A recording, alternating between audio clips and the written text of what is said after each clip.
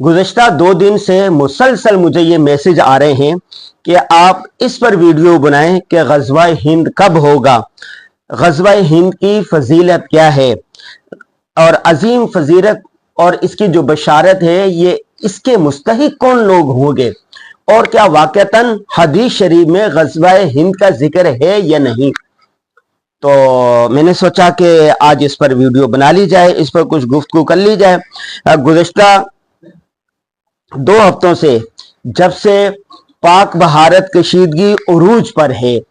और मोदी के जंगी जुनून की वजह से ये पाक भारत का जो पाक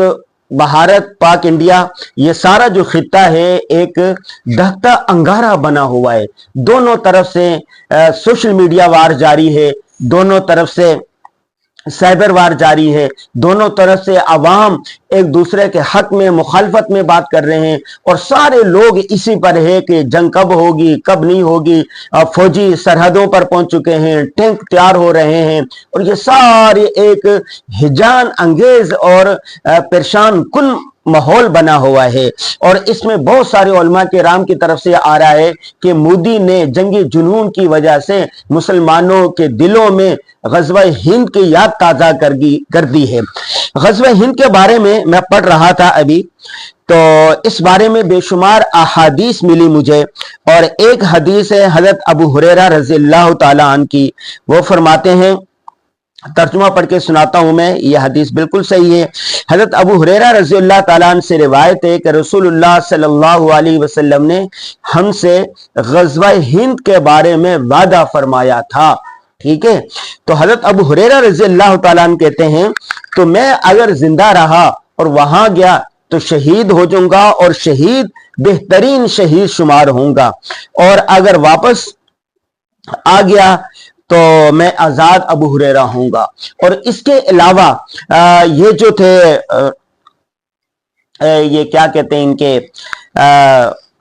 ये जो डॉक्टर इसरार अहमद ने, मौलाना मौदूदी ने, इसी तरह मुफ्ती अबू लुबाबा शाह मंसूर साहब ने अपनी किताब दज्जाल में और डॉक्टर इसरार ने अपने कई खुतबात में, इसी तरह मौलाना मौदूदी ने और मौलाना उमर ने और इसके अलावा कई लोगों ने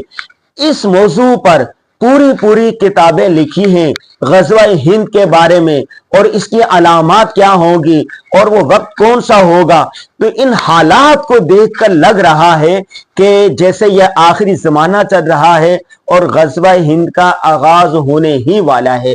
असल बात यह है कि ग़ज़वा हिंद कभी भी हो, आज हो, कल हो, साल में हो, 2 साल में हो, 5 साल में हो, असल बात यह है जो आप और हमारे करने की है वो ये बात है कि इस वक्त दीन इस्लाम का तकाजा हमसे क्या है। इस वक्त अल्लाह और रसूल सल्लल्लाहु अलैहि वसल्लम की जो तालीमात है वो हमसे क्या मुतालबा कर रही है।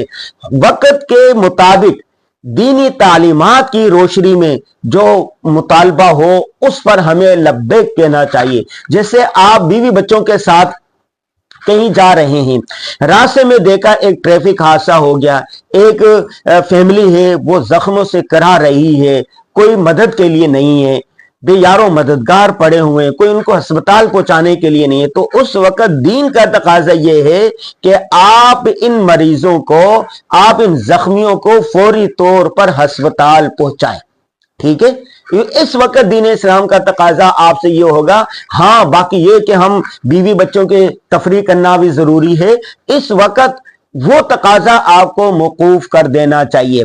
इसी वक्त जब कोई बादशाह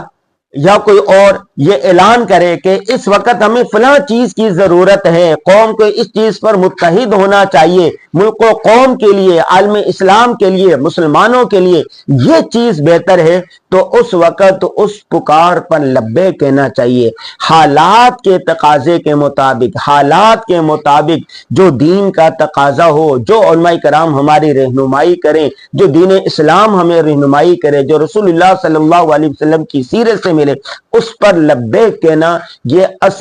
असल दीन है। देखें रसूलुल्लाह सल्लल्लाहु अलैहि वसल्लम के दौर में देखें कि जब मक्का में थे तो तकाजे कुछ और थे, जब मदीना में आ गए तो कोई और तकाजे थे। एक सहाबी थे वो थोड़ी देर पहले मुसलमान हुए اور جنگ کا اعلان ہو گیا، رسول اللہ صلی اللہ علیہ وسلم نے کہا کہ چلو جنگ میں چلے، وہ گئے اور